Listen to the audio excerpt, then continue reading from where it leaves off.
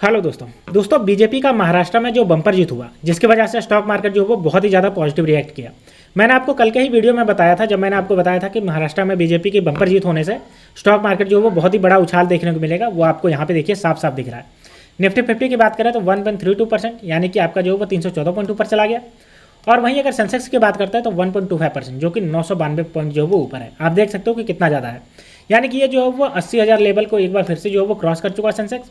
और वहीं अगर बात करते हैं निफ्टी तो 24,221 पॉइंट यानी कि 24,000 के लेवल को ये क्रॉस कर चुका। 1.5 महीने से ये दोनों जो वो गिरावट में चल रहे थे। अगर बात करते हैं तो अब शुक्रवार के दिन ये जो है वो गिर रहा था, और उसके एक दिन पहले अगर हम बृहस्पतिवार की बात करते हैं तो ये जो है वो ऊपर गया था। तो इससे ये अनुमान ही नहीं पता चल रहा था कि मार्केट में जो है वो करेक्शन होने के बाद ये जो है वो रिकवर कर रहा है या नहीं कर रहा है। लेकिन मैंने आपको कल के ही वीडियो में बताया था कि जैसे ही स्टॉक मार्केट में आपका जो खुलेगा सोमवार के दिन, बीजेपी का बम्पर जीत हुआ है, फाइनेंशियल कैपिटल जो महाराष्ट्र माना जाता है। तो चलिए हम इसके बारे में बात करते हैं कि मार्केट एक्सपर्ट इसको लेकर के 3 बड़े रीजन जो है वो क्या क्या बता रहे हैं। सबसे पहला रीजन तो आप सबको पता है कि महाराष्ट्र में जो गवर्नमेंट बनी है, और आप सबको पता है कि बीजेपी जो है वो बहुत ज़्यादा पॉजिटिवली रिएक्ट करती है। आपका जो किसी भी प्रोजेक्ट है उसको जो है बहुत जल्दी ही आपको जो है वो इसको क्लियरेंस देती है, जिसकी वजह से जो मार्केट है पॉजिटिव रिएक्ट किया है। तो चलिए बात करते हैं। तो देखिए अगर सेंसेक्स की बात करते हैं तो देखिए लगभग जो है वो 1200 पॉइंट जो है वो जूम किया, और निफ्टी की बात करते हैं 1.7% जो है वो जूम किया। और सिर्फ किस लिए किया है, क्योंकि इसमें जो है वो एनडीए की सरकार बनी है। एनडीए सरकार यानी कि बीजेपी लेड गवर्नमेंट, जिसमें आपका बीजेपी है, शिवसेना है, ये शिंदे वाली, और उसके बाद बात करें तो अजित पवार की एनसीपी। ठीक है, तो चलिए इसके बात करते हैं। अगर हम आगे बात करते हैं तो 13 मेजर सेक्टर लॉक गेन, यानी कि 13 ऐसे मेजर सेक्टर है जिन्होंने आज जो है वो पॉजिटिव डायरेक्शन दिखाया 1.5 महीने से लगातार गिरने के बाद। पीएसयू बैंक भी बात करते हैं तो देखिए 4.5% जो है वो लगातार इसका जो है वो आज के दिन जंप किया। और स्मॉल एंड मिड कैप की बात करते हैं तो 2% जो है वो जंप किया। तो चलिए हम बात करते हैं इसके 3 फैक्टर की जो आज मार्केट को गेन करने में साबित रहे। ठीक है, तो देखिए सबसे पहला और सबसे इंपॉर्टेंट फैक्टर है बीजेपी विन इन महाराष्ट्र।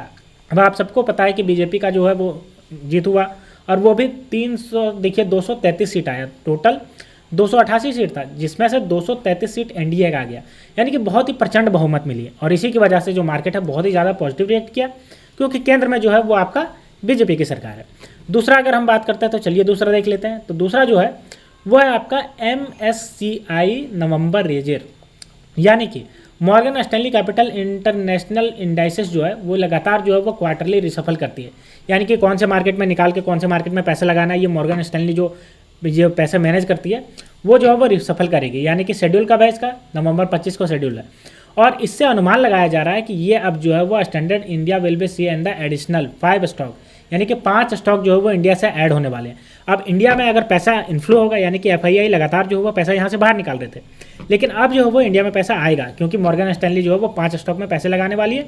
और नो एक्सक्लूजन, यानी कि किसी भी से वो पैसे निकालने वाली नहीं है।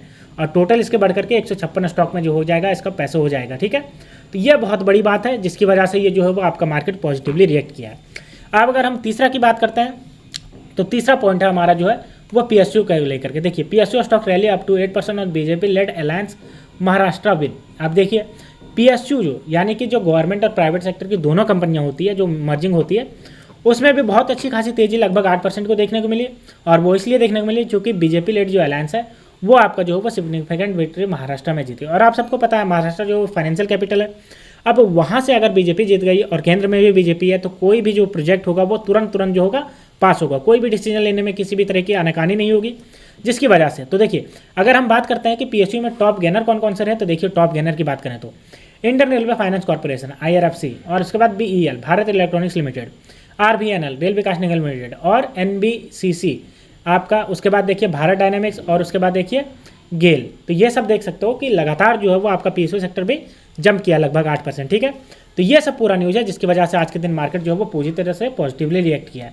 वहीं अगर हम आगे बात करते हैं तो देखिए पीएसयू के बैंक में मैंने बताया लगभग जो वो 60% आपका जो वो पॉजिटिवली जंप किया है, और इसका सेक्टर जो है वो इंडाइसेस किया है बहुत ही जो है वो अच्छा तरीके से परफॉर्म किया। ठीक है, तो ये थी दोस्तों पूरी न्यूज़। आज के दिन मार्केट में जो है वो पूरा जंप आने की वजह 3 रीजन मैंने बताया, और तीनों रीजन जो है वो शानदार रीजन है। पहला रीजन अगर बात करें तो महाराष्ट्र में बहुत ही लैंडस्लाइड जीत की वजह से।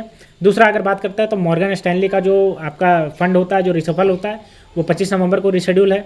और अगर तीसरा बात करते हैं तो पीएसयू सेक्टर में भी बहुत ज़्यादा तेजी आई है, क्योंकि अभी रिफॉर्म हुआ है, और साथ ही साथ जो है वो महाराष्ट्र गवर्नमेंट बनी है बीजेपी की, जिसकी वजह से। तो दोस्तों अगर आपको ये वीडियो पसंद आई होगी तो वीडियो को लाइक करिए और चैनल को सब्सक्राइब करिए। तो मिलते हैं दोस्तों नेक्स्ट वीडियो में, तब तक के लिए स्टे ट्यून्ड। Thank you.